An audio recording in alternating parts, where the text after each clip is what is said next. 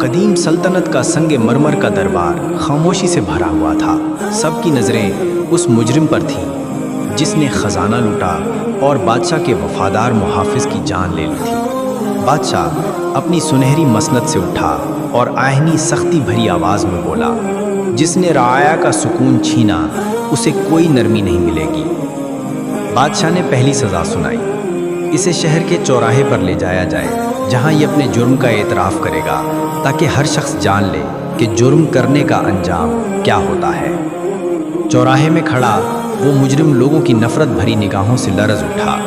جو شخص کبھی غرور سے چلتا تھا آج شرمندگی سے سر تک نہیں اٹھا سکا۔ جب اسے دوبارہ دربار میں لایا گیا تو بادشاہ آہستہ آہستہ اس کے قریب آیا۔ اس کی آنکھوں میں دکھ بھی تھا اور عدل بھی۔ بادشاہ نے کہا، جس محافظ کو تم نے مارا وہ صرف سپاہی نہیں، ریاست کی دیوار تھا، اور دیوار توڑنے والا سلطنت میں زندہ نہیں چھوڑا جاتا۔ پھر بادشاہ نے آخری سزا کا اعلان کیا، اسے عدالت اعظم کے صحن میں لے جا کر جلتی آگ میں پھینک دیا جائے تاکہ ظلم اپنی ہی آگ میں راکھ بن جائے۔